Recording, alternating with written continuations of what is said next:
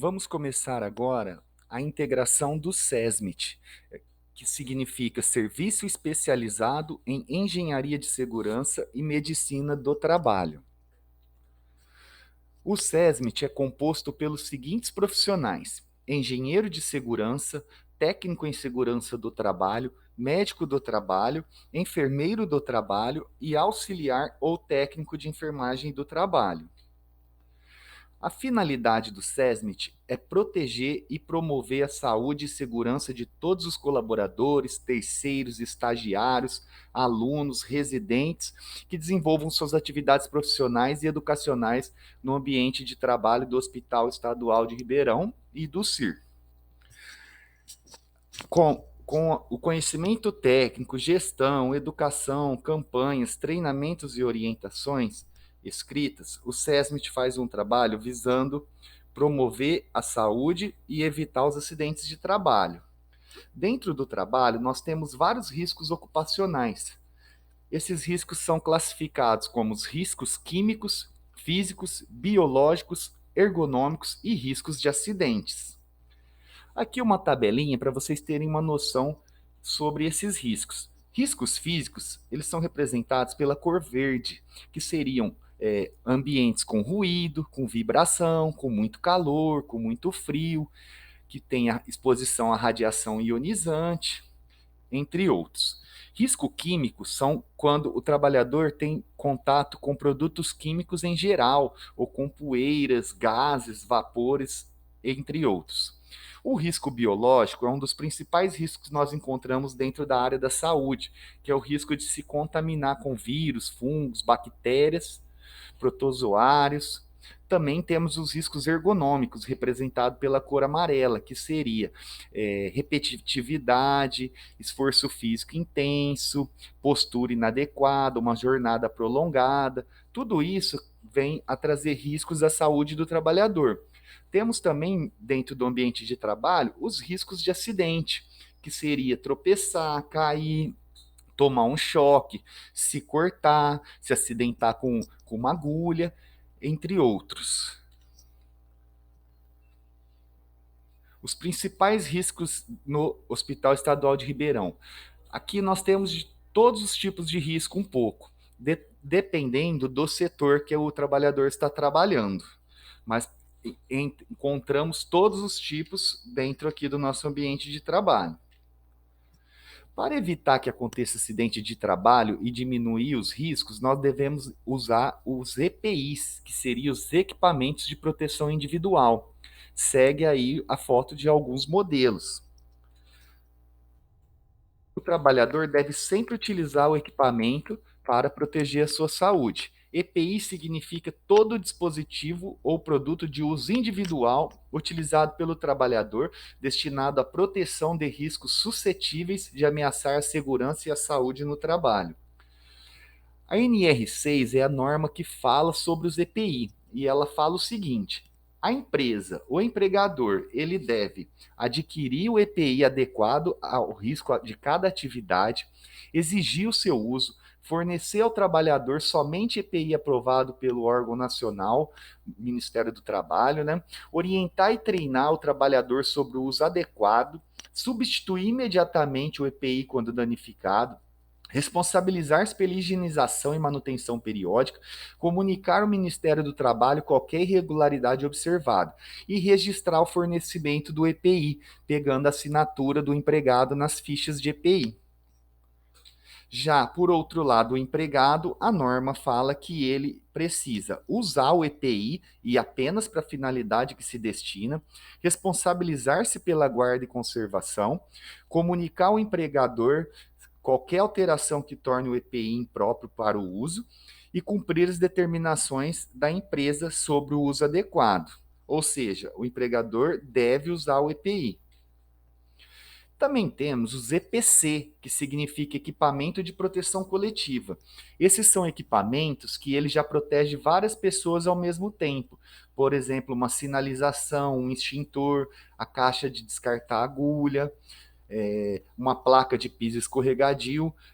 Um único equipamento já protege várias pessoas, vários trabalhadores. Falar um pouquinho aqui da NR32. Essa é uma norma que fala sobre os riscos, sobre a segurança do trabalhador da saúde.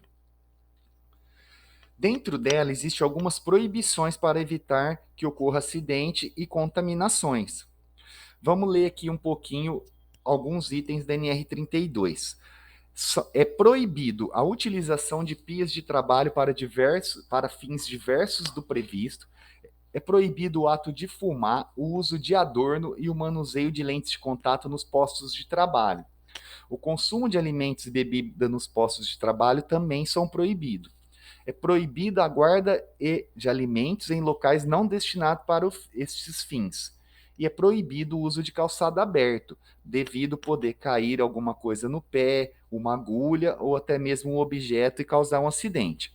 Então, pessoal, temos aqui em destaque a proibição do uso de adornos. O que seria isso? Usar anel, aliança, pulseira, brinco, tudo isso é proibido usar dentro da área de trabalho do hospital, devido ao risco de contaminação cruzada. Temos algumas normas aqui também da resolução FAEPA. É proibida a utilização de jaleco aberto, proibida a utilização de aventais, jaleco e capote dentro do refeitório, proibido fumar no interior da unidade, proibido guardar materiais de uso pessoais, tais como mochila, bolsas, carteiras, sobre mesas e bancadas de serviço, e é proibido o uso de cabelo solto. Também fica proibido entrar nas salas de cirurgias com objetos de uso pessoal. Por isso, nós fornecemos um armário para cada empregado, para guardar os seus pertences. Medidas de proteção. Vou falar aqui agora algumas medidas. É obrigatório o uso de óculos, máscara e luva de procedimento quando houver risco de contaminação com sangue, fluidos corpóreos, secreção e excretas. Muita atenção ao manusear materiais pérfuro-cortantes. Descartar obrigatoriamente, após o uso, os materiais pérfuro-cortantes dentro dos recipientes adequados, aquelas caixinhas amarelas, o descarpac. Somente retirar as luvas após o descarte da agulha. Seguir sempre as normas e procedimentos e protocolos. Em caso de acidente, consultar o protocolo de acidentes, que nós já vamos falar em breve. Mais algumas medidas de proteção. Os trabalhadores que utilizam os objetos perfuro-cortantes, eles devem ser os responsáveis pelo seu descarte. Não pode o profissional usar algum perfuro-cortante e dar para outro profissional descartar. Por isso, isso está escrito na norma. Quem usa o perfuro-cortante, ele é o responsável pelo descarte. Em 2012, foi adicionado uma cuba nos instrumentos para os cirurgiões, para que eles descartem os pérfuros dentro dessa cuba e somente após a cirurgia faz a contagem e aí sim descarta dentro dos descarpac. Isso para facilitar o procedimento, para que o cirurgião não fique precisando já descartar lá na caixinha durante a cirurgia. Então introduzimos essa cuba para evitar acidentes e melhorar o procedimento. Falando um pouquinho de insalubridade e periculosidade. Insalubridade é quando a gente trabalha num ambiente que não é saudável. E periculosidade é quando a gente trabalha num ambiente que é perigoso, que pode acontecer ali um acidente fatal momentâneo, como, por exemplo, trabalho com eletricidade, explosivos, entre outros. Já a insalubridade é quando a gente trabalha com o risco de ficar doente, por exemplo, com o risco biológico de se contaminar. Uma vez ao ano, os engenheiros e médicos do trabalho, da terceirizada, avaliam os nossos setores de trabalho e fazem o laudo, fazendo o enquadramento de quais profissionais têm direito à insalubridade e à periculosidade, que seria uma bonificação no salário de acordo com os riscos. Acidente de trabalho. O que é acidente de trabalho? É aquele que ocorre pelo exercício do trabalho a serviço da empresa, provocando uma lesão corporal. Então, sempre que o trabalhador tem uma lesão corporal e ele está a serviço da empresa, ele sofreu um acidente de trabalho. Os acidentes de trabalho podem ser típico com material biológico, de trajeto ou uma doença ocupacional. Sempre que acontecer um acidente de trabalho, deve ser aberta a CAT. Isso é uma lei. A CAT é o comunicado, é a comunicação de acidente de trabalho. E ela deve ser aberta até um dia útil após o acidente de trabalho. Vamos explicar aqui. Acidente típico. O que é? São os acidentes que ocorrem dentro da empresa durante a atividade profissional do empregado. Por exemplo, queda, batida, um corte. Isso tudo é chamado de acidente típico. O que fazer se você sofreu um acidente típico? Você deve interromper a atividade imediatamente, comunicar à sua chefia do acidente, a chefia vai encaminhar o funcionário para a recepção para abrir um pronto atendimento, a enfermeira vai avaliar e o empregado vai passar pelo médico e após ser avaliado pelo médico, deve levar o atestado ou relatório médico para fazer a abertura da CAT, levar lá no SESMIT em até um dia útil.